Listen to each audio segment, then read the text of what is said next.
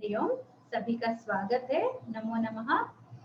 इस कक्षा में जिसका नाम है विबुधवाणी विलासः, तुरीय स्तर की कक्षा है और हम इसमें सरल वाङ्मयार्थ पाठमाला में हम सुभाषित पढ़ रहे हैं।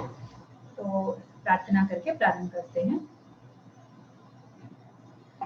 यो ब्रह्माणं विदधाति पूर्वं यो वै वेदांश्च प्रहिणोति तस्मै तमदेवमात्मबुद्धिप्रकाशं मुमुक्षुर्वै शरणमहं प्रपद्ये।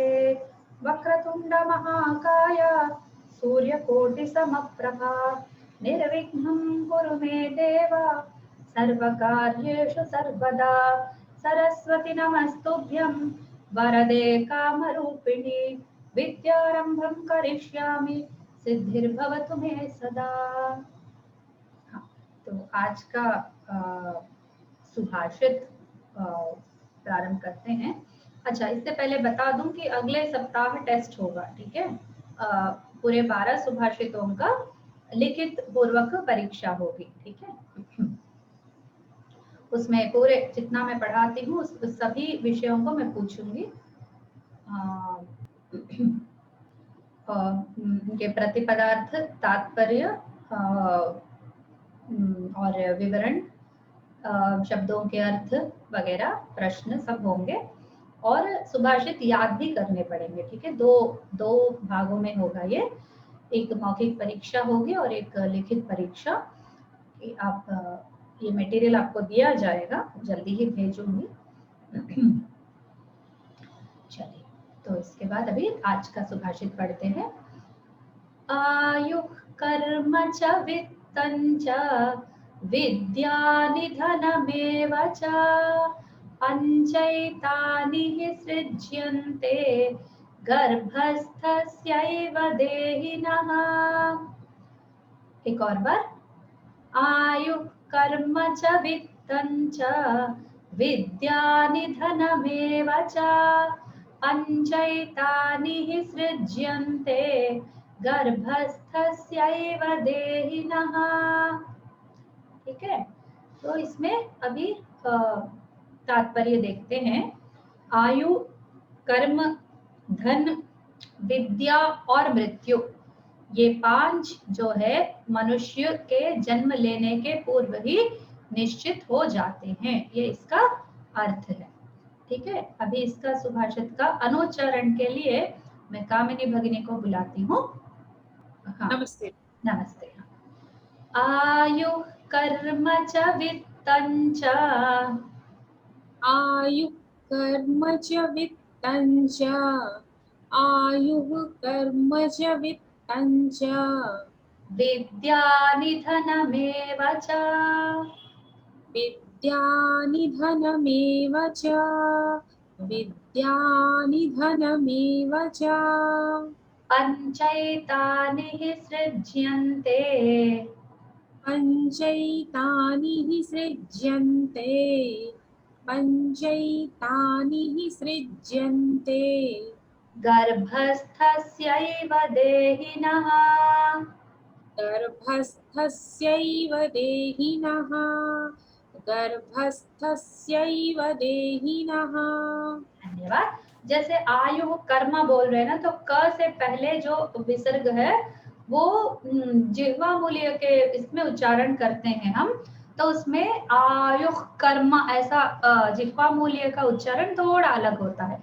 आयु कर्म नहीं बोलेंगे, आयु कर्म ऐसा अर्ध विसर्ग का उच्चारण करेंगे, ठीक है। आयु कर्म च आह आह ऐसा, ठीक है। आयु कर्म च ऐसा, जैसे उपध्मानीय को बोलते हैं ना, उसी प्रकार आह के आयु कर्म च उह उह, इस प्रकार।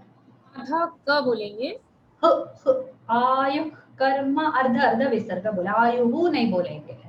आयु कर्म च वित्तं च ऐसा, ठीक है। चलिए, हाँ, इसका अभी हम पद विभाग देखते हैं। बहुत ही सरल है, इसमें कोई भी संधि नहीं है, ठीक है। बस कोई और विषय इसमें कठिन है ही नहीं। तो इसमें आयु कर्म च वित्तं च विद्या निधनम एव च पंच एतानि हि सृज्यन्ते गर्भस्थस्यैव देहिनः, गर्भस्थस्य एव देहिनः। ठीक है, इसका अन्वय है आयु कर्म वित्तम विद्या निधनम एव च पंच एतानि हि गर्भस्थस्य एव देहिनः सृज्यन्ते। ठीक है, आयु कर्म वित्तम विद्या निधनम, ये पांच जो है पंच एतानि ही गर्भस्थस्य एव देहिनः सृज्यन्ते। ठीक है, मनुष्य के गर्भस्थ होने पर ही, जन्म लेने से पूर्व यानी गर्भस्थ होने पर ही ये कल्पित होते हैं, सृजन इनका होता है। ठीक है, आयु कौन कौन से पांच? आयु, आयु यानी जन्म से लेकर, अभी प्रतिपदार्थ देख रहे हैं, आयु यानी जन्म से लेकर मृत्यु तक जो अवधि है उसको आयु कहते हैं। ठीक है, आयु। फिर कर्म, जैसे हिंदी में आयु शब्द वयस के लिए पूछते हैं, यानी आपकी उम्र क्या है, तो वयस, उम्र भी गलत ही शब्द है, संस्कृत में उसके लिए वयस शब्द है। ठीक है, वयः, तो उसके लिए हिंदी में प्रायः शब्द नहीं है। आपकी एज क्या होगी, तो एज ऑल्सो इज लाइक, वो उसके लिए होता है। आयु शब्द ठीक है, गलत नहीं है, ठीक है, भाषा में रूढ़ी हो गई है, उसके लिए कुछ प्रॉब्लम नहीं है, पर संस्कृत में आप उसका अप्लाई नहीं करेंगे। ठीक है, जब आप पूछेंगे भवतः आयु कः कति कति वर्षाणि कति वत्सराः, इस प्रकार आप वो सब नहीं बोलेंगे। ठीक है, आप आयु जैसे आयु किसी का जानना चाहेंगे तो आपकी आयु क्या होगी, ऐसा नहीं पूछेंगे। तो वयस, संस्कृत में जो उसके लिए शब्द निर्धारित है हम उसी को पूछेंगे। ठीक है, एक मिनट फिर से चेक करती हूँ कि कहीं मैं गलत तो नहीं बोल रही हूँ, 2 सेकंड बस, आयु का चेक किया था, फिर भी करती हूँ एक और बार। तो जीवन काल को ही बोलते हैं, और इसका हो सकता है कि इसको भी बोलते होंगे। अच्छा, ये 2 शब्द है, ठीक है, वो मैं बताऊंगी 2 सेकंड। तो आयुष जो है लाइफ ड्यूरेशन ऑफ लाइफ, ठीक है, लाइफ ड्यूरेशन ऑफ लाइफ। इसके बाद वाइटल पावर, फूड, यहाँ पर कहीं पर भी एज शब्द नहीं है, age is not there, only duration of life है। तो ये केवल हिंदी भाषा में है जो आयु शब्द का इस प्रकार का उपयोग हो रहा है। ठीक है, तो इस विषय में आप थोड़ा ध्यान दें। ठीक है, ओके, ठीक है। आयु तो आजन्म, मृत्यु अवधि काल को आयु बोलते हैं। कर्म, कर्म यानी काम, जो हम भी क्रिया करते हैं जीवन में, वृत्ति इत्यादि, ठीक है, या प्रयत्न, कुछ भी है ये सब। कर्म के अंतर, कर्म बहुत बड़ा शब्द है, बहुत ही बड़ा शब्द है, उसका बहुत अर्थ है। वित्त, वित्तम यानी धनम, धन। विद्या, विद्या यानी ज्ञान, जानकारी, समाचार, सब कुछ, एवरीथिंग रिलेटेड टू नोइंग। निधनम, निधनम यानी मृत्यु, ठीक है, उसका मरण, निधन होना, हिंदी में भी बोलते हैं निधन। एवच, इतना, ननु, पंच, पंच यानी ये 5, एते पंच विषयाः, एतानि इमानि, ठीक है, पंच एतानि ही सृज्यन्ते, सृज्यन्ते कल्प्यन्ते, प्रभवन्ति, कल्पित होते हैं। देहिनः, जीव के, ठीक है, जीव यानी प्राणी के। गर्भस्थस्यैव, गर्भे स्थितस्य एव, तो गर्भस्थ मतलब जन्म से पहले ही, ऐसा इसलिए उसको अर्थ में, तात्पर्य में ये लिखा गया है कि जन्म लेने से पहले ही पूर्व निश्चित हो जाते हैं। ठीक है, ये प्रतिपदार्थ हो गया। अभी व्याकरण विशेष देखते हैं। आयु यानी जीवन ये काल, आयु का यह है इण गतौ धातु का, इण गतौ धातु का ऊण प्रत्यय, ऊण, ठीक है, ऊण प्रत्यय, और इसमें एक और, इसमें इण के उसी प्रत्यय से नीच हुआ है। ठीक है, ऐसी अलग अलग अलग ये है। एति गच्छति इति इण, आयु, आयु जाती है इसलिए आयु है वो। ठीक है, और ये अलग अलग, देखिए कोश आप जब देखेंगे अवश्य आपको एकाधिक इंटरप्रिटेशंस मिलेंगे, एक ही कोश में अलग अलग इंटरप्रिटेशंस भी मिलते हैं। और आप 2 कोश, यदि अपने पास तो सिर्फ 2 ही कोश है, वाचस्पत्यम, शब्दकल्पद्रुमम, तो इनमें से भी थोड़े अलग अलग इंटरप्रिटेशंस मिलते हैं हमको, तो उस पर आप कोई विचार मत कीजिए, कोई इस विषय में आपको चिंतित होने की आवश्यकता नहीं। ठीक है, ठीक है। फिर इसके बाद एक आयु शब्द पुल्लिंग और नपुंसकलिंग में है, वो उकारांत है, ठीक है, आयुः। और एक आयु शब्द है वो सकारांत है, जो हम प्रायः उसको आयुषः, खंडमादाय इत्यादि में आयुष शब्द है। तो ये दो शब्द हैं, इसलिए दोनों एक ही समानार्थक है, ठीक है। फिर कर्म, कर्म यानी क्रिया, कर्म यानी काम, जो भी हम वृत्ति करते हैं वो। वित्तम, वित्तम यानी धन, ठीक है। ये उसका भी देखिए, एक इसमें दिया है कि वित्त्यते त्यज्यते इति वित्तम, और एक में दिया है विद प्लस क्तः, ठीक है, विद धातु से किसी ने माना है और किसी ने वित्त्यते इति त्यज्यते इति किसी ने माना है, ठीक है। तो आप हम इनमें केवल वैरायटी देखेंगे कि अच्छा इतनी इस प्रकार की उत्पत्ति शब्द की बताई गई है, ये केवल रिचनेस है, ये केवल वैरायटी है, ये कोई समस्या के रूप में नहीं लीजिए, आपको कोई सिद्धांतित करने की आवश्यकता नहीं है, ठीक है। शब्द कल्पद्रुमकारणे से विद का माना है और वाचस्पत्यकारणे से वित्त्यते का माना है, बस इतना, ठीक है। Okay, next Vidya, Vidya with क्यप, ये तो सभी कोश में एक ही है। निधनम, निधनम का निधीयते अत्र, देखो नी उपसर्ग पूर्वक धा धातु फिर क्यू प्रत्यय है, क्यू, ठीक है, निधनम। और गर्भस्थ एतानि, एतद् शब्द है और ये नपुंसकलिंग का प्रथमा विभक्ति बहुवचन है। गर्भस्थस्य, गर्भ, गर्भ शब्द का बताया है, स्था तो उसमें स्थित, तो गर्भ का है गृह और भन। देखिए गृह धातु है, वो कौन सा गृह धातु है, उसका अर्थ क्या है, गर्भ में उसका क्या संबंध है, ऐसा हम लोग चिंतन नहीं करेंगे। कभी कभी क्या होता है, ज्यादा डीप जाने से थोड़ी समस्याएं बढ़ती हैं, इसीलिए मैं ये नहीं कहती कि आप चिंतन नहीं कीजिए, मैं ये कहती हूँ कहीं कहीं पर हमको रुक जाना पड़ता है कि उससे आगे नहीं जा सकते हैं, ऐसी स्थिति में हमारी बन जाती है, इसीलिए उस विषय में आप बिल्कुल निश्चिंत रहिए।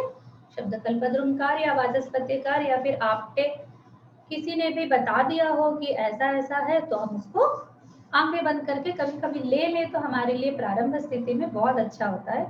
जब हम बहुत स्कॉलर बन जाएंगे, बहुत सारा व्याकरण सीख लेंगे, बहुत सारे भाषा के विषय हम जान लेंगे, तब हम उसके बारे में अधिक चिंतन करेंगे तो शोभा देती है। अभी इस स्थिति में केवल ऐसा है एक चीज, बस इतना जानकर खुश हो जाएंगे तो बहुत अच्छा होगा।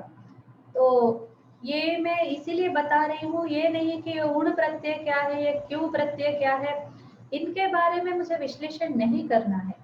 कि जब आपने आयु सुना तो वहां पर ऊ सुनाई दिया आपको, अच्छा ऊण प्रत्यय है वहां पर, बस इतना आप जान भी ले। वहां पर इण गतौ धातु है, बस इतना भी जान लेंगे तो बहुत है, ठीक है। नेक्स्ट देहिनः, देही, ठीक है, देह प्लस इनिहि, ठीक है, देही शरीरी। सृज्यन्ते, तो ये सृज धातु का यक, यक यानी कर्मणि प्रयोग है, लट लकार का प्रथम पुरुष बहुवचन है, ठीक है। देही नित्यम अवध्योयम, ऐसे करके आपने सुना होगा भगवद गीता श्लोक, देही देहिनः, तो उसी का ये षष्ठी विभक्ति है। देही शब्द का देहिन इसका मूल शब्द है, तो देहिन का ये देहिनः ये षष्ठी विभक्ति है, ओके। तो चलिए अभी इसका क्वेश्चन आंसर्स देखते हैं।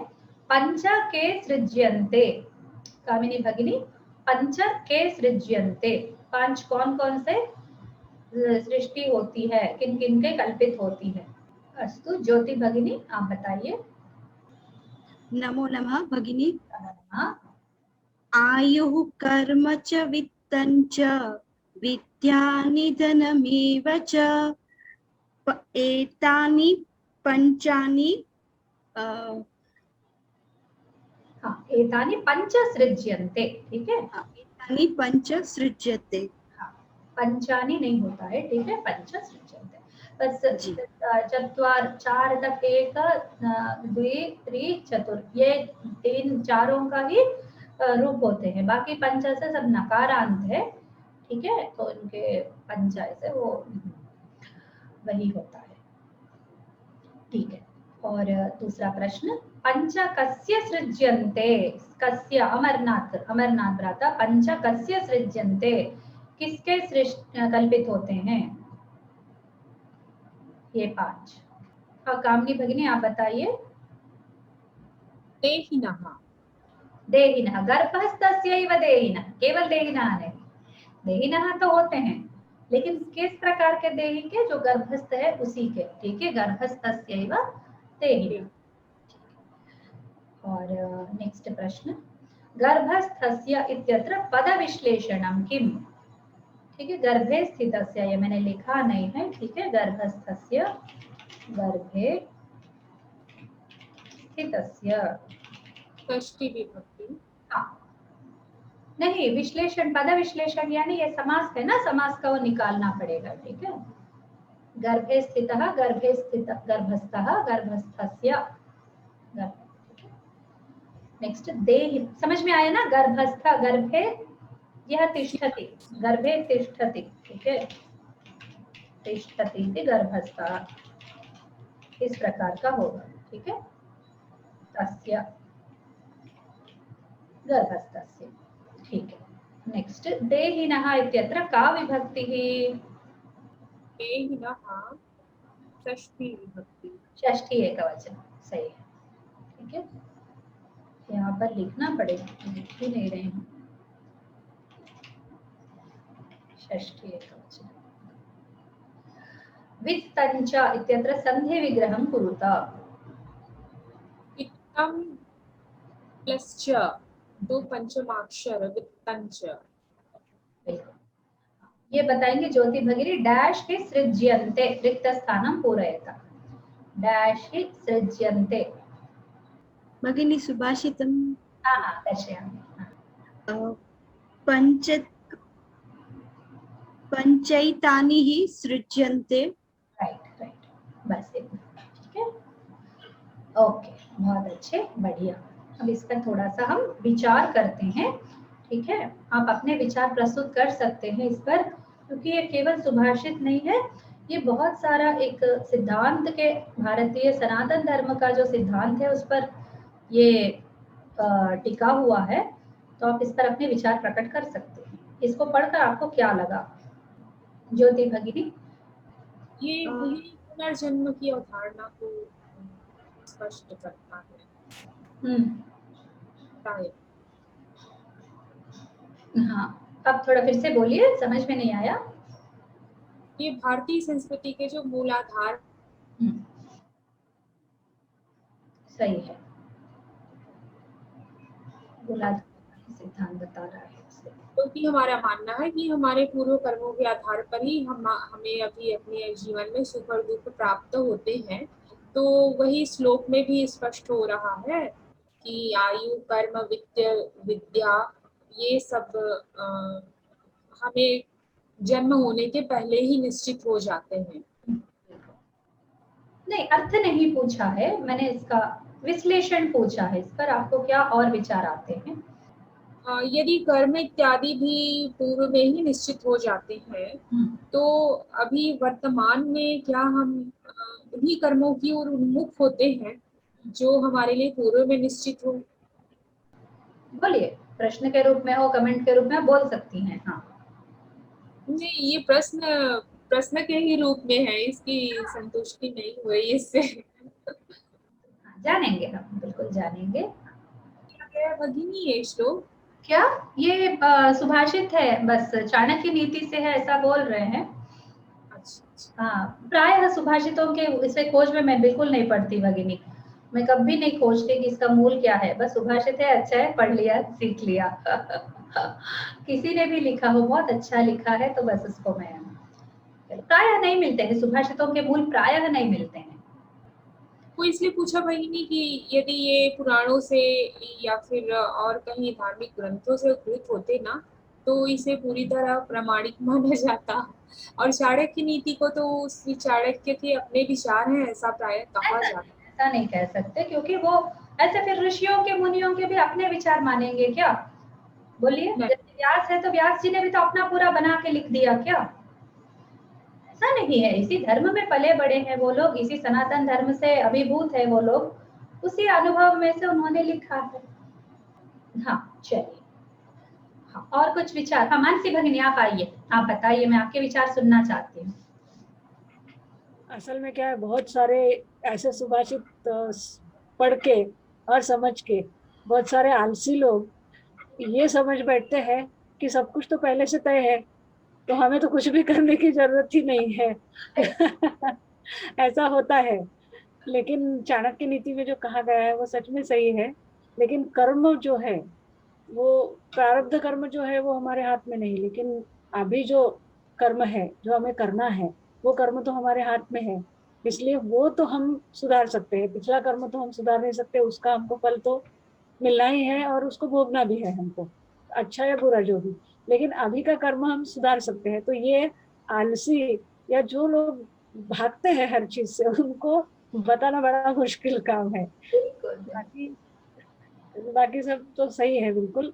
कई बार हम लोग निधन जो है उसको बोलते हैं कि अपमृत्यु है या कुछ है, लेकिन जो सनातन धर्म के जो जानकार लोग हैं वो कहते हैं कि अपमृत्यु ऐसी कोई चीज है ही नहीं। मृत्यु जो है, जो जिस समय पे तय है उसी समय पे आती है। सिर्फ हम लोग उसका एनालिसिस बहुत करते हैं, इसलिए सोचते हैं कि नहीं ऐसा होता तो ऐसा होता, ऐसा होता तो वो मरता नहीं, ऐसा होता तो। लेकिन अभी जो पेंडेमिक आया हुआ है उसमें जो है, तो ये क्या इन सबकी मृत्यु निश्चित थे ऐसे ही? बहुत सारे तो डॉक्टरों की गलतियों से, गलत दवाइयों से इससे हो रहे हैं। तो इसको हम कैसा मानेंगे कि ये उनके गर्भ में ही निश्चित हुआ था कि उनको ऐसा मरना है? ये थोड़ा सा विचार मन में चलता रहता है। बिल्कुल सही कहा आपने। अमरनाथ भैया आप कुछ कहना चाहेंगे? हरिओम भगिनी, ये हमारे सनातन धर्म की विशेषता है कि दूसरे जैसे कि इस्लाम या क्रिश्चियन ये धर्मों में हमारे जो पूर्व पुनर्जन्म उन लोगों को मान्य नहीं है। हमारे यहाँ पे जो पुनर्जन्म की जो एक व्यवस्था है उसके बारे में जो सब लोग उसको मानते हैं। तो जो भी जीव अभी पृथ्वी पर है, जैसे मैं हूँ, तो मेरा अगर पूर्व जन्म में मेरा कुछ अच्छा होगा तो मेरे को अभी अच्छा कुटुंब मिला है, अच्छा धर्म मिला है, अच्छा ज्ञान मिला है, शिक्षा मिली है, सब कुछ मिला है।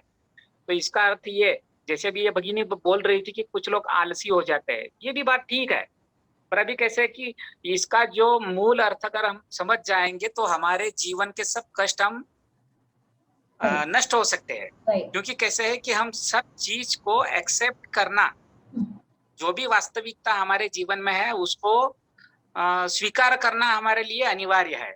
अगर सुखी होना है तो वही, जैसे अभी एक और उदाहरण दिया भगिनी ने कि कोरोना में जिन लोगों का मृत्यु हुआ तो उसमें डॉक्टर की गलती थी। ऐसा तो मैं नहीं मानता। मैं तो ये तो कम से कम 100 बार बोल चुका हूँ अभी तक कि जो लोग इसमें गए हैं वो अगर कोरोना नहीं होता तो भी जाने ही वाले थे। उसमें एक पल का भी देर इधर उधर नहीं होता है, वो जाने ही वाले हैं। तो इसका खाली हमारे इस जीवन में हम इसका उपयोग कैसे करेंगे कि हमको जो भी प्राप्त है वो पर्याप्त है, उसमें हमको और कुछ अच्छा अगर कर सकते हैं तो अच्छा करना चाहिए। क्योंकि उसमें नकारात्मकता लाने के बजाय अगर हम सकारात्मकता से ही इसको अगर देखेंगे तो वो आदमी सुखी हो जाता है। सही, ऐसा मेरा मानना है। बिल्कुल सही। तो ये बिल्कुल सही कहा कि ये बिल्कुल दिखता तो ऐसा है ये श्लोक कि ये फैटलिज्म है, यानी सब बंद हो गए द्वार हमारे, तो पहले ही सब निश्चित है तो हमें अभी क्या करना है? ठीक है, सब कुछ निश्चित था, इतना धन इतना सब कुछ है तो हम धन कमाना नहीं चाहिए हमको। ठीक है, इतना कर्म निश्चित था तो और कोई काम ही नहीं करना चाहिए, इतनी विद्या निश्चित थी तो पढ़ना ही नहीं चाहिए, आगे नहीं पढ़ना क्या फिर? ठीक है, मृत्यु हो जाने ही वाली तो जीना ही नहीं चाहिए, है ना? तो इस प्रकार का जो द्वार, ऐसा लगता है कि सब द्वार बंद हो गए हैं कि सभी ओर से। ये 5 ही बहुत मुख्य चीजें हैं और एक है विवाह है, इसमें वो नहीं डाला है, ठीक है। तो एक वो भी है जहाँ पर हमारा बस बिल्कुल नहीं चलता है, बस नहीं चलता है किसी का भी। ऐसा लगता है कि हमने किया है, पर हम कहीं कहीं मार खा जाते हैं कि उस टाइम तो कुछ ऐसा हो गया था कि हमने ऐसा निर्णय ले लिया और फलाना फलाना व्यक्ति से हमने विवाह कर लिया, तो वो भी हमको बाद में पता चलता है कि ये गलत है, सही है, निर्णय नहीं कर पाते, कुछ फेल हो जाते हैं, कुछ पास हो जाते हैं, ठीक है, कुछ समझ में नहीं आता हमको, है ना। तो ठीक है, ये मान के ही चलते हैं कि ये पूर्व निश्चित हैं। तो पूर्व निश्चित किस आधार पर निश्चित हुए, ये बताइए, ठीक है। पूर्व निश्चित किस आधार पर? गर्भ में आने से पहले भी कुछ था ना, गर्भ में आने से पहले एक पिछला जन्म था, पिछला जन्म में हमने क्या किया, वो कर्म अभी भाग्य बना है, ठीक है। और अभी इसका मतलब क्या है, इसका अर्थ क्या है, हमारा सनातन धर्म जन्म जन्मांतर को मानता है, यानी अभी जन्म से पहले एक जन्म था, तो बाद में भी एक होने वाला है ना, बाद में भी एक होने वाला है ना। तो बाद में जो होने वाला है उसके लिए अभी हम कर सकते हैं, बस ये सिद्धांत है जो भगिनी ने ऑलरेडी बताया है, ठीक है। उस आधार पर इसका समाधान हो सकता है। तो जो कोई लोग कर्म के बारे में ऐसा सोचते हैं, ऐसा कहते हैं कि ये पूर्व निश्चित है इसलिए हमें कुछ करना नहीं है, वो गलत है। पूर्व निश्चित है यहाँ तक सही है, ये सुभाषित केवल एक सच्चाई बता रही है। वही मैंने पहले ही दिन बताया था आपको ओरिएंटेशन देते समय कि कुछ सुभाषित एक्टिविटी बेस्ड होते हैं, कुछ सुभाषित फैक्ट बेस्ड होते हैं, कुछ सुभाषित केवल एक फैक्ट बेसिस बता के छोड़ देते हैं, कुछ ऐसी बात है, ऐसा एक सोच है, ऐसा एक घटना है, ऐसा बताते हैं, दिस इज अ सत्य, दिस इज अ फैक्ट, ऐसा बताते हैं। बस उस फैक्ट को हमको जानना है, ठीक है। और कुछ सुभाषित होते हैं कि तुम ऐसा करो, ऐसा बताते हैं, सत्यम ब्रूयात प्रियम ब्रूयात, वो है ना, तो वो उसमें ब्रूयात करके एक विधि बताई जा रही है। और किसी में बोलते हैं न ब्रूयात सत्यम अप्रियम, तो वो निषेध बता रहे हैं। तो कुछ सुभाषितों में विधि निषेध बताया जाता है, कुछ सुभाषितों में केवल फैक्ट बताया जाता है। तो फैक्ट का जो एप्लीकेशन है वो अपना अपना जो चिंतन है, चिंतन का स्तर है, उस पर निर्भर करता है कि हम किस दिशा में उसको ले रहे हैं। तो जैसे यही श्लोक एक आलसी व्यक्ति पढ़ता है, फैटलिस्ट पढ़ता है, तो बोलता है भाई अब हमें क्या करना है, बस बैठो खाओ जितना मौज करो, क्या है। एक ही सच्चाई है, मैंने कई लोगों से सुना, एक ही सच्चाई है कि जीवन नश्वर है। साधु संत लोग कहते हैं भाई जीवन नश्वर है, भगवत चिंतन करो, शाश्वत स्थिति को पाने का प्रयास करो, ठीक है, जीवन नश्वर है, ये सत्य है। तो इसी सत्य को जो साधु महात्मा है वो इस साइड है इसके, ठीक है, वो सच्चाई के इस साइड है, वो लोग बोलते हैं कि शाश्वत पद के लिए करो, ये जन्म आना जाना ये सब खेल बंद करो, तमाशा बंद करो, भगवान का चिंतन करो, क्योंकि वैसे भी शाश्वत नहीं है, चला जाएगा ये।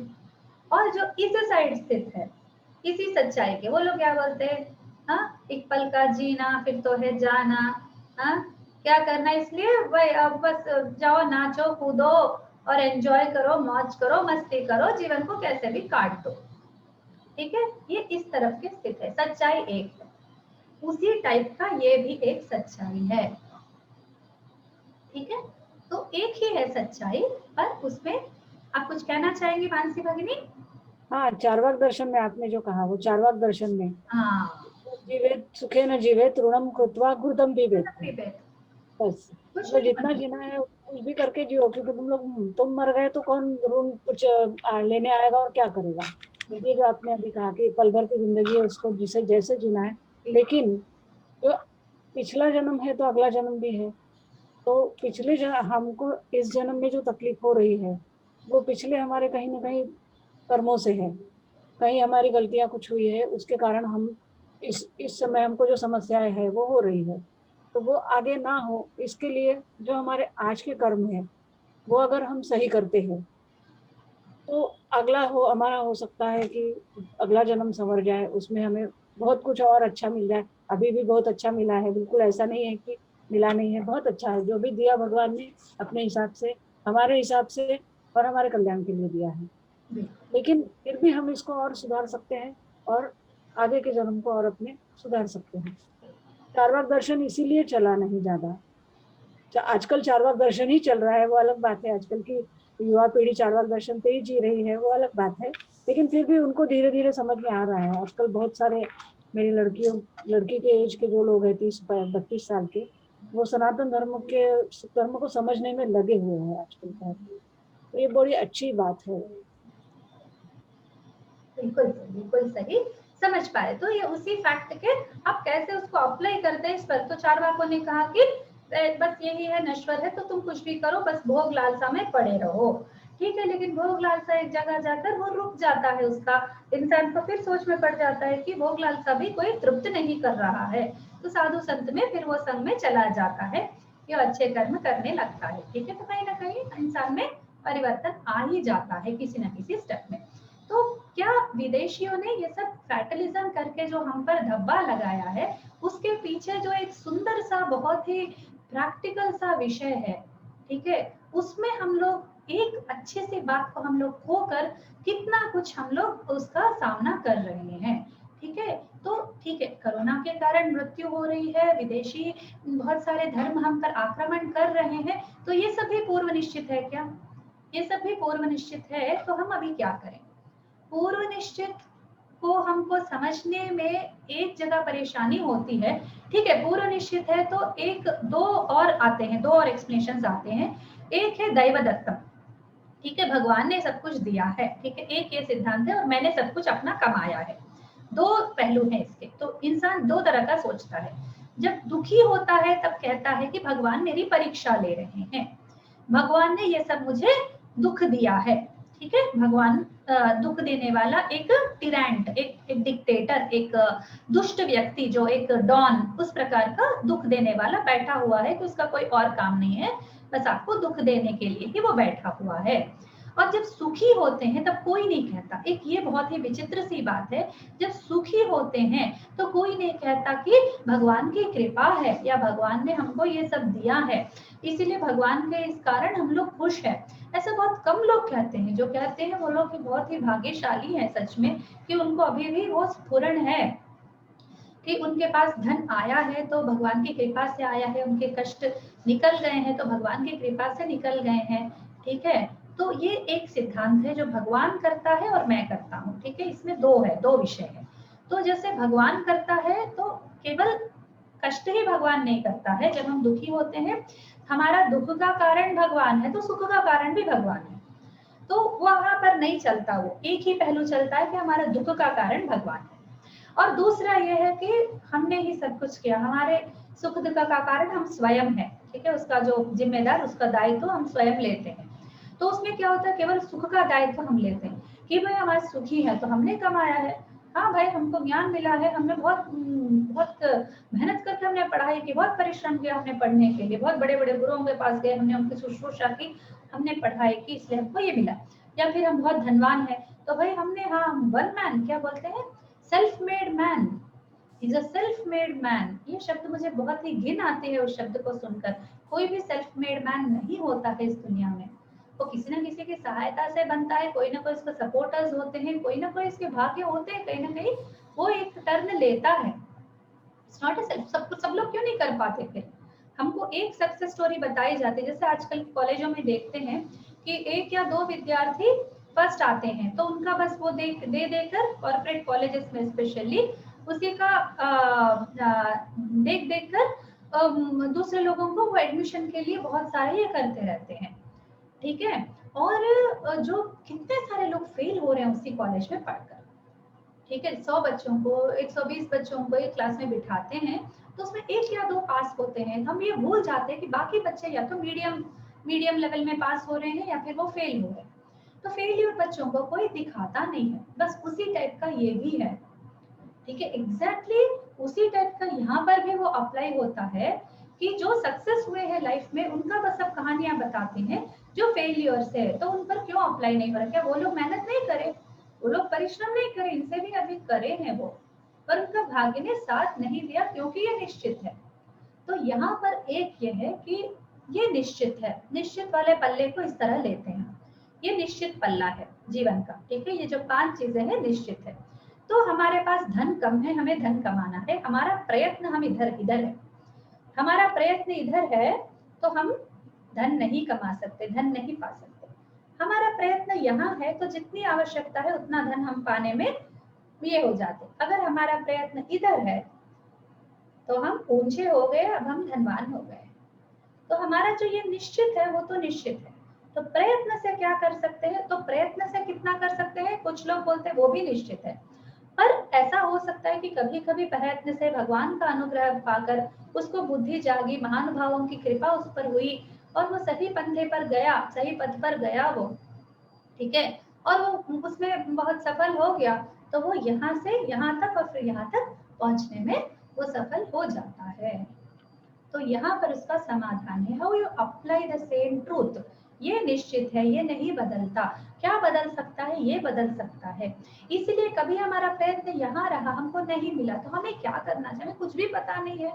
फ्यूचर में क्या होने वाला है हमको नहीं पता, हमारा प्रयत्न सफल होगा कि नहीं हमको नहीं पता। गीता मैया आके कहती है कि कर्मण्येवाधिकारस्ते। अब हम क्या करें, कर्म करो, कर्म कितना कर्म करेंगे भाई, हमको भी तो कभी कभी तो लगता है कि हमको फल चाहिए, है ना। पर ये कहती है गीता मैया कि फल की दृष्टि से कर्म मत करो, बस इतना कहती है कि वैसा करने से ना बार बार हम फल के बारे में सोचे। जैसे एग्जाम है, कल एग्जाम है, मैं पास हो जाऊंगा ना, मैं फेल तो नहीं हो जाऊंगा ना, मेरे को अच्छे अंक मिलेंगे, 80 मिलेंगे कि 90 मिलेंगे, अरे 70 तो मिल ही जाएंगे ना, ये क्वेश्चन करो वो क्वेश्चन करो, अरे यार कुछ इंतजाम हो जाता मेरे को अच्छे मार्क्स आने का, ऐसा। तो हम फल की चिंता करते करते क्या होता है, जो आज का कर्तव्य है, जो अभी का, ठीक है। कुछ बच्चे होते हैं कि कैसे पढ़े बेटा, बोलते हैं हाँ मामा मैंने इतना सिलेबस का इतना पोर्शन मैंने कंप्लीट कर लिया है, इतना मुझे आ जाता है, कल अगर एग्जाम में इस क्वेश्चन आएंगे तो मैं अच्छे से जवाब दे पाऊंगा, पर हाँ इस क्वेश्चन से आए तो मैं थोड़ा नहीं दे पाऊंगा, देखता हूँ, मैंने अपने प्रयत्न से किया, अभी थोड़ा और समय बचा है, मैं ये पोर्शन भी यथाशक्ति में कर लूंगा।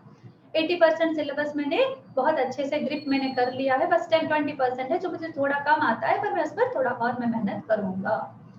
तो वो सही जा रहा है वो लड़का, वो फल के बारे में नहीं सोच रहा है, वो केवल अपने कर्तव्य के इर्द गिर्द ही घूम रहा है। पर यदि हम बहुत ही कर्तव्य ओरिएंटेड हैं, केवल प्रयत्न ओरिएंटेड है, तो यही सोचते रहेंगे कि 10 बार फेल हो जाए, 50 बार फेल हो जाए, यही सोच, नहीं नहीं मैं फिर से करूंगा। और प्राय कब होता है, जुए में इसमें ये चिंतन हो जाता है। जुआरी होता है ना, वो प्रयत्न में बहुत विश्वास करता है, सच में जुआरी होता है, जो पियक्कड़ होता है, जो बहुत ही अल्कोहलिक होता है, मद्यपहा होता है वो, और फिर बहुत जार लोग होते हैं, वो लोग बहुत ही एकदम प्रयत्नशील होते हैं, बहुत प्रयत्नशील होते हैं, उनको यही लगता रहता है कि मैं नेक्स्ट टाइम जीत जाऊंगा, मैं नेक्स्ट टाइम ये करूंगा। वो बहुत ही सही में अच्छा है, वो प्रयत्न करने का जो जिद है वो बहुत अच्छा है, लेकिन वो कहाँ अप्लाई कर रहा है उसको।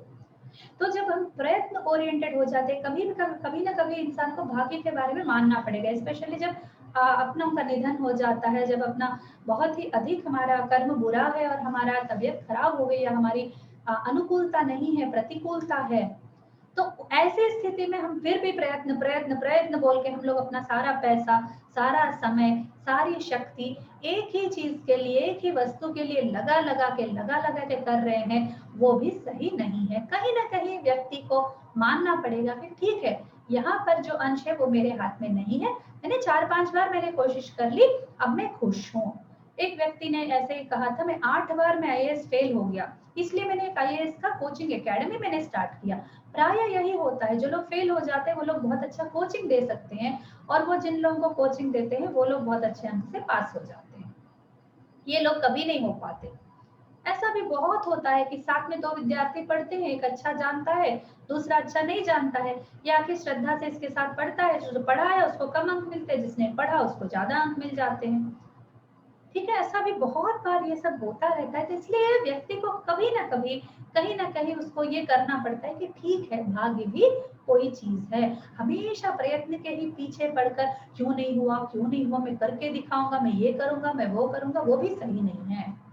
कहीं कहीं भी रुकने के लिए भी भाग्यवाद जो है कभी कभी हमारी रक्षा करता है कि ठीक है, बहुत समय हमने बर्बाद कर लिया पैसे के पीछे, अब हम पैसे के पीछे ना, तो हम थोड़ा सेवा कर लेते हैं, अब हम थोड़ा अच्छे कर्म कर लेते हैं। ठीक है, हमको गाना गाना नहीं आया, हम बहुत अच्छे विद्वान बनना चाहते थे, हमको गाना गाना नहीं आया, चलो हम क्रिकेट खेल लेते हैं, या फिर चलो हम लोग कुछ और पेंटिंग करते हैं, या हम चलो कुछ लिखते हैं, लेखन कला में अपना ये कोशिश करते हैं, तो we will change the ground. तो इस ग्राउंड में हमारे को नहीं मिला, जैसे कोई क्रिकेटर बनना चाहता है तो हर कोई सचिन तेंदुलकर नहीं बन सकता, हर कोई धोनी नहीं बन सकता, हर किसी का इतना नाम नहीं हो सकता, पर उनका नाम ले लेकर जो कुछ लोग, हाथ मुट्ठी भर के लोग जो हम टीवी में देखते हैं, जो एक उनको मिला है, उनको देखकर बाकी लोग हम करेंगे, ये जो जुनून आ जाता है उनके अंदर, और सारा यूथ, वो लोग पढ़ाई नहीं करते हैं जब समय रहता है, और वो अपना जो भी कुछ हुनर सीख सकते थे, कुछ कला में अपना टाइम इन्वेस्ट कर सकते थे, कुछ और कर सकते, तो क्रिकेट उनका गया, तो वहां पर ग्राउंड नहीं बन पाया, उनका 25 ईयर्स चले गए उसमें। अब वो आके बैठ जाता है, अब मैं क्या करूं, अब मैं कहाँ अपना कैरियर करूं, ठीक है, उसको कुछ और आता नहीं है, तो क्या करता है, तो कोचिंग स्टार्ट करता है या फिर कुछ और लाइन में चला जाता है।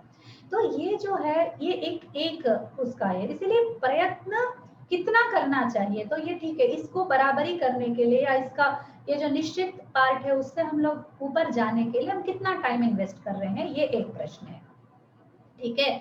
अब दूसरा एक ये आता है कि अगर हम लोग ईश्वरवाद को ही मानने लगे, केवल भाग्यवाद को मानने लगे, तो एक यहाँ पर समस्या, वो भी बहुत अच्छा है, कुछ लोग बोलते हैं उनको निकम्मा नहीं समझना चाहिए, कुछ लोग ना कुछ नहीं करते, वो लोग बोलते हैं ठीक है ईश्वर ने इतना दिया है, ठीक है, वो भी संतुष्टि भी बहुत आवश्यक है, कहीं ना कहीं इंसान को रुकना पड़ेगा, पर पता है वो कहाँ समस्या बन जाती है, वो यहाँ बन जाती है समस्या जब हम लोग ना कुछ करना चाहते हैं, जैसे मेरे को कुछ रोग हो गया, अब मैं क्या करूं, रोग हो गया तो ठीक है, मैं ये भी सोच सकती हूँ कि ठीक है मैंने कुछ बुरे कर्म किए होंगे इसलिए मुझे व्याधि हो गई है, अब मैं इसको झेल लेती हूँ, उसको मैं अनुभव कर लेती हूँ, मैं इसको झेल लेती हूँ और इसको एक्सेप्ट करती हूँ, इसके द्वारा अपना कर्म क्षय करती हूँ, ये भी मैं सोच सकती हूँ, या फिर तुरंत भाग दौड़ करके डॉक्टर के पास जाकर मैं दवाई भी ले सकती हूँ, ठीक है। और वो दवाई लेने के बाद फिर दो चीज हो सकते हैं, एक को काम करेगा, एक को नहीं करेगा, काम करेगा तो फिर ठीक है, मुझे कोई प्रॉब्लम नहीं है, और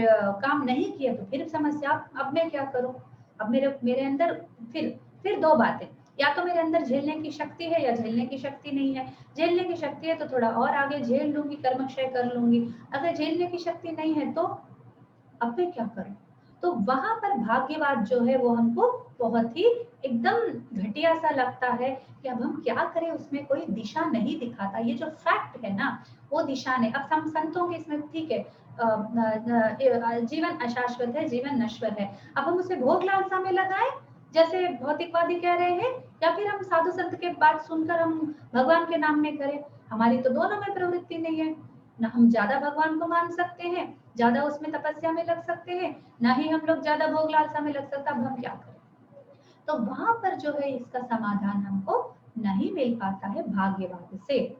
तो हमको क्या प्रयत्न करना चाहिए, कितना करना चाहिए, ये अगर जानना है तो महाजनो ये न गतस्स पंथः, एक ये वाक्य है एक बार भगवद गीता में, जो भगवद गीता कहती है कि कर्मण्येवाधिकारस्ते, बस बंद कर दिया ऐसा लगता है सारे दरवाजे, वही भगवद गीता मैया फिर से कहती है कि यद्यदाचरति श्रेष्ठः तत्तदेवेतरो जनाः, महाजनो ये न गतस्स पंथः, ये भी दोनों वाक्य बहुत ही अच्छे हैं गीता में, यद्यदाचरति श्रेष्ठः, तो जो श्रेष्ठ लोग हैं जिनको हम जैसे हम कुछ करना चाहते हैं तो उस फील्ड के जो ग्रेट पीपल होते हैं उनको हम फॉलो करके हम अपना जो कर्तव्य है निश्चय कर सकते हैं, ठीक है। तो आयु को लेकर ठीक है, किसी ज्योतिषी ने हमको बचपन में ही बोल दिया कि ये ज्यादा नहीं जिएगा, किसी ने हमारे एक बहुत ही ये रिश्तेदार है उनसे बोला था कि आप 10 साल से ज्यादा नहीं जिएंगी, और ये बात होकर भी कम से कम 40 साल हो गए,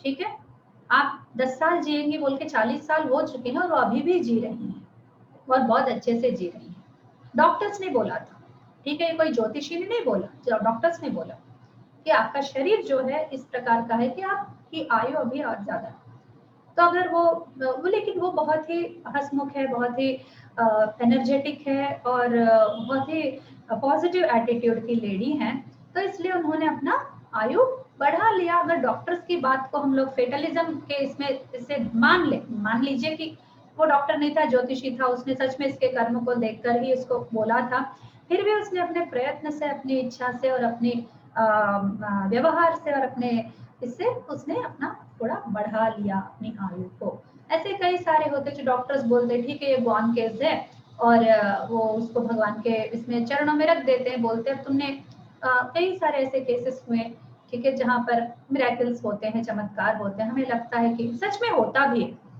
ऐसा नहीं है। जैसे अमरनाथ भाई ने कहा कि कि वो एकदम निश्चित है, उसमें भी एक्सेप्शंस होते हैं। किसी का होने वाला होता है, बहुत बड़ा होने वाला होता है, लेकिन वो एक्सटेंड होता है कभी कभी, ऐसा नहीं है कि एकदम बंद है। और वो प्रयत्न तब होता है जब मैंने बताया ना, इससे अगर वो यहाँ है तब होता है, यहाँ है तो नहीं होता है, यहाँ है तो नहीं होता है, नीचे है तो नहीं होता, समान है नहीं होता है, थोड़ा ज्यादा है उसका कर्म, ज्यादा है उसका पुण्य, तो सच में पुण्य उसको बचाता है, वरना फिर हम पुण्य पर भी हमारा विश्वास चला जाएगा। ठीक है। और कुछ हट्टे कट्टे होते हैं, बिल्कुल सही होते हैं, सब ठीक चल रहा था, अचानक से उनका देहांत हो जाता है, अचानक से, या तो एक्सीडेंट हो गया, या फिर कुछ हो गया, कुछ सडनली कोई डिसीज आ गया, या फिर anything can happen, mistake by mistake कुछ हो गया। ठीक है। एक व्यक्ति हॉस्पिटल जाता है, उसके ऑक्सीजन की जगह कुछ और वो लगा देते हैं कुछ और, तो उससे उसकी मृत्यु हो जाती है। तो इस प्रकार भी ऐसा जो बचने वाला होता है वो भी मृत्यु हो जाती है उसकी, बहुत सारा खर्चा करके भी वो कुछ उसमें ये नहीं हो पाता। तो ये बहुत बहुत बहुत बहुत सारी बातें हैं। और ये कर्मणः गहना कर्मणः गति ही, ये बस एक वाक्य में गीता मैया ने बोल दिया कि ये जो गति है कर्म की, बहुत ही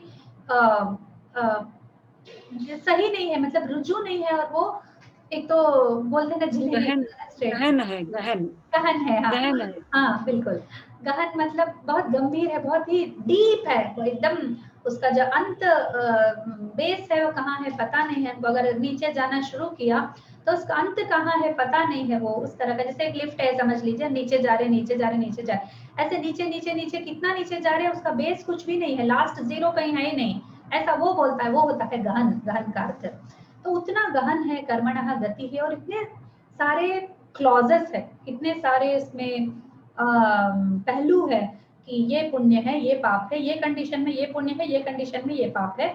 मारना किसी को पाप है, लेकिन अगर वो सैनिक युद्ध में करता है तो वो पाप नहीं है। अगर वो इंटेंशन से किया तो पाप है, अगर कोई इंटेंशन नहीं था, गलती से हो गया तो थोड़ा कम है। इस प्रकार के देख लीजिए, बाप रे इतने सारे कॉम्बिनेशंस। चित्रगुप्त को तो कितनी परेशानी होती होगी बेचारे के पास, एकदम बहुत स्ट्रॉन्ग सॉफ्टवेयर उसके पास कुछ होता होगा कि इस फलाना जीव ने फलाना किया, ऐसा।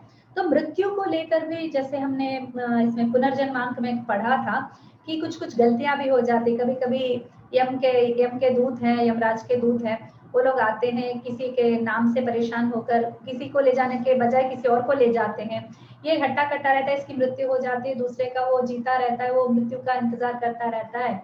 ठीक है, ऐसा भी कभी कभी होता है। तो इसका क्या समाधान है? तो बस ऐसा ही है, सृष्टि है भाई, कुछ भी हो सकता है इसमें। तो समटाइम्स फिर वो रिवर्स कर देते हैं, नहीं इसको नहीं लाना था, तुम्हें इसको लाना था, तो उसको क्यों उठा लाए, इस प्रकार के फिर वापस भेज देते हैं। तो ये सारी चीजें भी हमको बहुत परलोक है, मतलब उसके भी कई सारे वाक्य, मतलब उसके घटनाएं दर्ज है, they are all recorded things which they have written. ठीक है।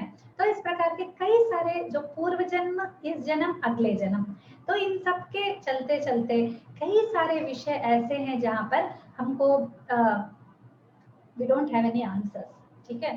तो अरे हमने से तो ये बोला गया था, ये क्या चल रहा है, तो हमारे हाथ में अभी कितना है, बस उतना हम डिस्कस करके इस कक्षा को समाप्त करेंगे। ठीक है। हमारे हाथ में क्या है, बस उतना हम लोग देखेंगे। जैसे भगिनी ने बताया, सभी लोगों को पता है कि इतना हम लोग लेकर आए, अभी इतना करेंगे, तो जितना हमें रीच करने का ये है। ठीक है। अगर हमारे मन में ये आशा है तो ये आशा भी भगवान का दिया हुआ है। अगर हम कुछ प्रयत्न कर रहे हैं तो ये प्रयत्न भी भगवान से रिलेटेड है, ऐसा एक अर्पण भाव से। ठीक है। जैसे अभ्यासे असमर्थोसी मत्कर्म परमो भव मदर्थम अपि कर्माणि कुर्वन् सिद्धिम अवाप्स्यसि। ठीक है। ठीक है। पूरा सर्व कर्म फल त्यागम कृत्वा। ठीक है। तो तुम कुछ भी नहीं कर सकते तो ठीक है, मैं कुछ भी करता हूँ भगवान, बस तुम्हारे। तो एक भगवान का ये शरण लेकर, बस भगवान ने स्फुरण दिया, किया, भगवान ने करवाया, किया, भगवान ने रास्ता दिखाया, कि भगवान ने रास्ता नहीं दिखाया, भगवान मौन है तो हम भी मौन है, कुछ नहीं कर सके तो ठीक है, उसको भी एक्सेप्ट कर लिया। एक ये विधान है। दूसरा ये है कि ठीक है, प्रयत्न किया, 1-2 बार किया, 10 बार किया, फिर ठीक है, ये हमारे भाग्य में है तो मिला, नहीं तो नहीं मिला। ठीक है, वहां पर भाग्य को अप्लाई किया, पहले प्रयत्न करके उसके बाद भाग्य को अप्लाई किया। तीसरा यह है कि कभी भी करो, जहां भी करो, क्षेत्र धर्मम करो, जहां पर तुमसे जितना बन पड़ा उतना तुम अपना कर्तव्य करो। यदि तुम्हारे पास पुण्य कर्म करने की शक्ति है, धन के द्वारा, सेवा के द्वारा, अच्छे वाक्य के द्वारा, अच्छे कोई भी कर्म के द्वारा तुम कर सकते हो तो करो।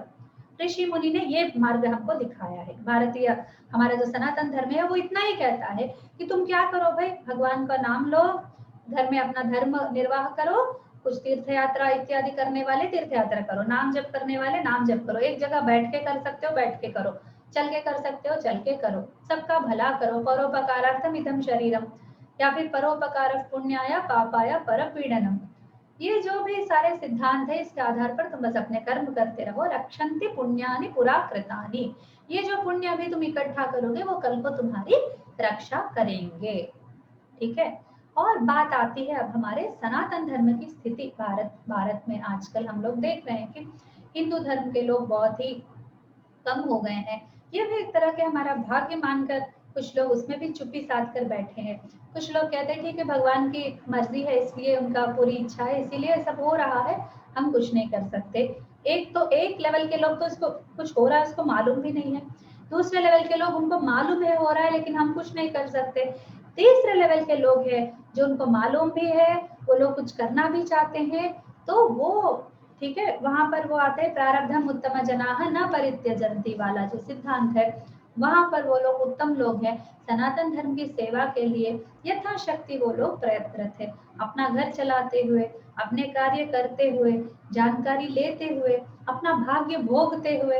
उनके भी कई सारी परेशानियां होंगी, उनके भी कई सारे मुश्किल घड़ियां आती होंगी, उनको भी बहुत सारी कठिनाई हैं, फिर भी उनका अधिगम उसको उसके परे जाकर उसका अधिगम करके वो आगे बढ़कर अतिरिच्य ठीक है उसके भी पार में जाकर वो लोग काम कर रहे हैं, प्रयत्नशील करें, तो वो लोग हमारा क्या बोलते हैं आदर्श है, वो लोग हमारे लिए मार्गदर्शक है। तो उनके आधार पर, उनके दिखाए पथ पर हम आगे चलेंगे तो हमारे धर्म का भी भला होगा और हमारी जीवन का भी एक अच्छा आशय मिलेगा। तो हर व्यक्ति को अपने आशय को जानना चाहिए कि ना कि केवल हमने आज का खाना खा लिया ना, आज टीवी सीरियल देख लिया ना, बस सो गए, बहुत है आज, बहुत ना कुछ दोपहर को काम नहीं था तो बहुत अच्छा नींद आ गई थी, सो गए थे, ऐसे में पूरा जिंदगी निकल जाएगी ना, है ना। तो वो सोने का टाइम जो है,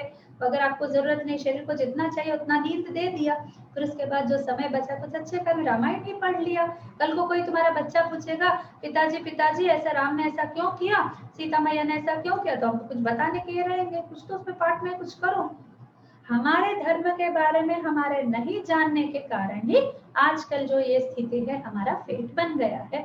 तो उसको हम लोग रिवर्स करने के लिए, उसके अभी जो हो रहा है हमारे साथ, जो अहित हो रहा है, उस अहित के निराकरण के लिए, उस अहित को निकाल देने के लिए यथाशक्ति हमें प्रयत्नशील होना चाहिए। ठीक है, तो ये जो सुभाषित है, ऐसे सुभाषित कई सारे हमारे कृतियों में हम लोगों को दिखते हैं, पुराणों में, इतिहासों में, सभी जगह दिखते हैं। देखकर लगता है कि लक्ष्मण, रामायण में स्वयं राम जी कहते हैं कि ये मेरा भाग्य है कि मैं इसको भोग रहा हूँ। क्या राम जी का भाग्य है? राम जी ने कोई कर्म किया क्या, बुरा कर्म किया क्या? कृष्ण जी स्वयं कहते हैं कि मैं सबको दिखाने के लिए आया हूँ कि ऐसा व्यक्ति बनकर, जैसे मनुष्य बनकर एक व्यक्ति क्या कर सकता है वो दिखाने आया। लेकिन उन्होंने जो जिस प्रकार से राक्षस संहार किया वो तो भगवान ही है, वो सब तो हम नहीं कर सकते। जैसे फिल्मों में हीरो को देखते हैं एक एक करके, एक 10 को मारता रहता है, वैसा रियल लाइफ में नहीं होता है। अगर होता भी तो बहुत कम लोगों के साथ होता है। हम क्या करें जो नहीं कर सकते इस प्रकार। ठीक है, तो ये सारे प्रश्न, बहुत सारा, ये एकदम गहना कर्मणो गति, बस एक वही समाधान है इसका। तो हर चीज का हमारे पास समाधान नहीं है, पर सामान्य कंडीशंस में।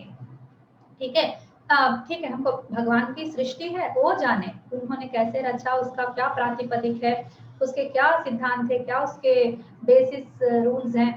ठीक है, ये सब वो जाने, उनको, उन्होंने हमको बुद्धि दी है, जितनी हमारी समझ है। अच्छे किताबों को पढ़े, अच्छे महापुरुषों के प्रवचन में, आजकल तो यूट्यूब सब इससे काफी कुछ अच्छे विषय भी मिलते हैं, बुरे से बुरे विषय भी मिलते हैं, अच्छे से अच्छे विषय भी हम वहीं से ले सकते हैं। तो कर्म भी उसी प्रकार का है कुछ। ठीक है, एक ही आचरण है तो it has got two sides, both sides को हम लेकर यदि धीरे धीरे सोच समझकर चलने लगेंगे तो हमको कहीं ना कहीं से रास्ता खुलेगा कुछ ना कुछ। और मैं आप सबके सामने ये बता रही हूँ कि मैंने भी ये सब सोचा है, विचार किया है, आप सबने भी सोचे होंगे, विचार किए होंगे, अपना कर्म हमने निश्चय किया है कि हम फलाना काम हम करेंगे। ठीक है, इस प्रकार का जो प्रयत्न है वो हमेशा हमारे अभी के स्थिति में कुछ ना कुछ अच्छे क्या कहते हैं डिपॉजिट्स के रूप में वो हेल्प करेगा आगे आने के जनरेशन के लिए। इसलिए सब अपनी ओर से कुछ ना कुछ सनातन धर्म की सेवा के लिए आप प्रयत्नशील रहिएगा, अपनी यथाशक्ति आप कीजिए। ठीक है, तो आज का सुभाषित यही लेसन समाप्त हो जाता है। मैं एक बार फिर से रिवीजन के लिए पढ़ती हूँ। ये बहुत ही इम्पोर्टेंट है, बहुत ही अच्छा श्लोक है ये, इसको याद कर लीजिए। और सारे सुभाषित भी अच्छे हैं, इन पर अवश्य विचार कीजिए और अपने कर्तव्य को निर्णय करने में आपके बहुत सहयोग होगा इन सबके द्वारा। ठीक है, अस्तु, नमो नमः। प्रार्थना करके हम समाप्त करेंगे। स्वस्ति प्रजाभ्यः परिपालयन्तां न्यायेन मार्गेण महीं महिषाः गोब्राह्मणेभ्यः शुभमस्तु नित्यं। लोकाः समस्ताः सुखिनो भवन्तु, सर्वे भवन्तु सुखिनः, सर्वे सन्तु निरामयाः, सर्वे भद्राणि पश्यन्तु, मा कश्चित् दुःखभाग् भवेत्। सर्वं श्रीरामार्पणमस्तु। सभी को शुभकामनाएं। अगले सप्ताह में लिखित परीक्षा होगी।